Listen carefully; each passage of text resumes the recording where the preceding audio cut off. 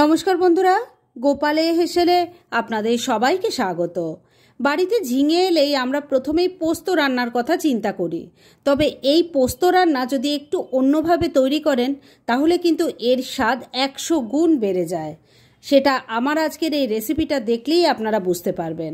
তাই চলুন সময় নষ্ট না করে রান্নাটা করে ফেলি।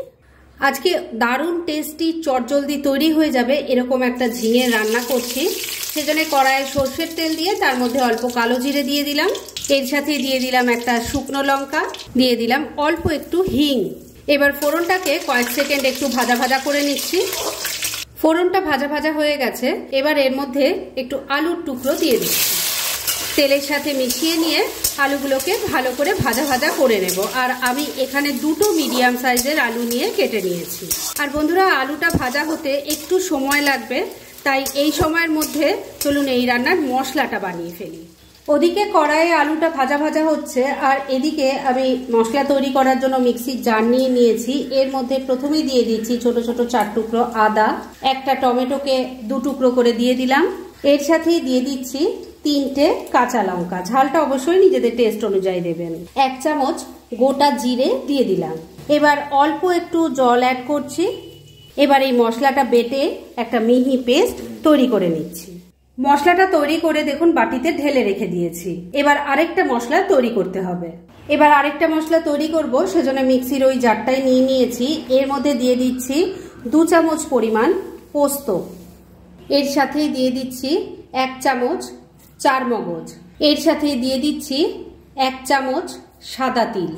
এবার এটাকে প্রথমে শুকনোই গুঁড়ো করে নেব, আর তারপর পরিমাণ মতো জল দিয়ে এটাও বেটে একটা মিহি পেস্ট তৈরি করে ফিরে আসছি।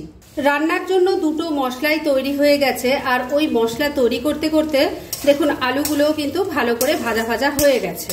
এবার এর মধ্যে দিয়ে দিচ্ছি ঝিঙের টুকরো। আমি এখানে 500 গ্রাম ঝিঙে নিয়েছি।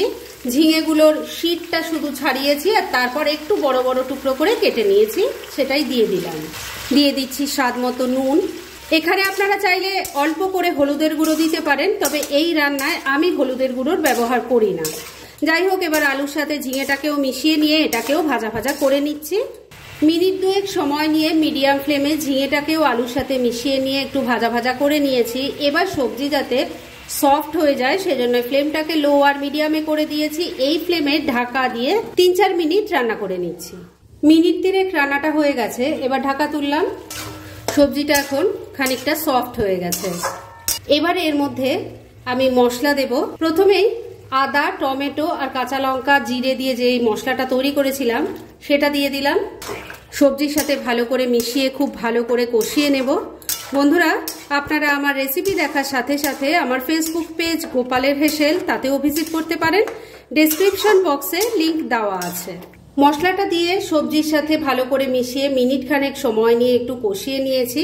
এবার ফ্লেমটাকে ওই লো আর মিডিয়ামের মাঝামাঝি রেখেই ঢাকা দিয়ে আবারও রান্না করব, যাতে সবজির সাথে মশলাটা ভালো করে মিশে ভালো করে কষানো হয়ে যায়।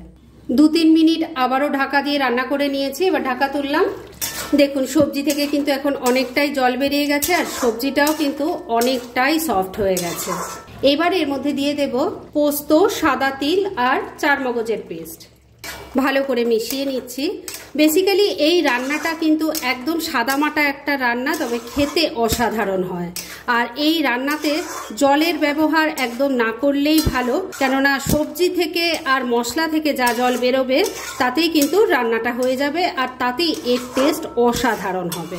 সবকিছু খুব ভালো করে মেশানো হয়ে গেছে। এবার এর মধ্যে 2টো গোটা কাঁচা পাকা লঙ্কা দিয়ে দিলাম, একটু গ্রেভির সাথে মিশিয়ে দিলাম।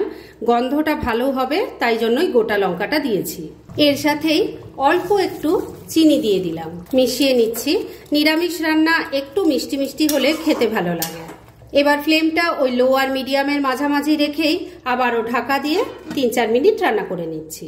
মিনিট 4 হয়ে গেছে, রান্নাটা করে নিয়েছি, এবার ঢাকা তুললাম। আমি কিন্তু মাঝে দুবার ঢাকা তুলে একটু নাড়াচাড়া করে দিয়েছিলাম আর নুন মিষ্টিটা চেক করে নিয়েছিলাম। রান্না এবার মোটামুটি রেডি হয়ে এসছে। সবজি নিশ্চয়ই দেখেই বুঝতে পারছেন যে ভালো সেদ্ধ হয়ে গেছে, মানে রান্না মোটামুটি রেডি। এইটুকু গ্রেভি থাকতে থাকতে আমি নামাবো, কেননা এটা ঠান্ডা হলে আরো ঘন হয়ে যাবে আর এর যে টেক্সচারটা মানে গা মাখা মাখা একটা টেক্সচার সেটা চলে আসবে। তবে শেষ পর্যায়ে এর টেস্ট আরো এনহ্যান্স করার জন্য এর মধ্যে দিয়ে দেব একটু কাঁচা সর্ষের তেল। গ্যাসটা বন্ধ করে দিলাম। এবার তেলটাকে ভালো করে মিশিয়ে নিচ্ছি। কাঁচা সর্ষের তেলটা ভালো করে মিশিয়ে নিয়েছি। রান্না এবার একদম রেডি। এবার মিনিট দুয়েকের জন্য এটাকে স্ট্যান্ডিং টাইমে একটু ঢাকা রেখে দিলাম আর তারপর সার্ভ করে দেখাচ্ছি। ফ্রেন্ডস, আমার আজকের এই দুর্দান্ত স্বাদের ঝিঙে পোস্তর রেসিপি একদম রেডি হয়ে গেছে এবং আমি সার্ভ করে দিয়েছি। ভীষণ ইজি একটা রেসিপি, খুব সামান্য কিছু মশলার হেরফেরে এই রান্নার স্বাদ কিন্তু অসাধারণ হয়ে যায়। সেটা একবার ট্রাই করলেই বুঝতে পারবেন। তাই দেরি না করে পারলে এটা আজই একবার ট্রাই করে ফেলুন আর তারপর কেমন লাগলো সেটা প্লিজ কমেন্ট করে জানাবেন। এরকম ধরনের অনেক ভালো ভালো নিরামিষ রান্নার রেসিপি আপনারা গোপালের হেসেল সার্চ করলেই পেয়ে যাবেন, যার মধ্যে থেকে কিছু কিছু আমি সাজেস্টেড বক্সেও দিয়ে দেব, সেখান থেকেও আপনারা দেখে নিতে পারেন। তাই গোপালের হেসেল অবশ্যই ভিজিট করুন। আর আপনারা কেমন ধরনের রেসিপি চাইছেন সেটাও কিন্তু আমাকে জানাতে পারেন। আমি চেষ্টা করব সেই সব রেসিপিগুলো আপনাদের সাথে শেয়ার করার।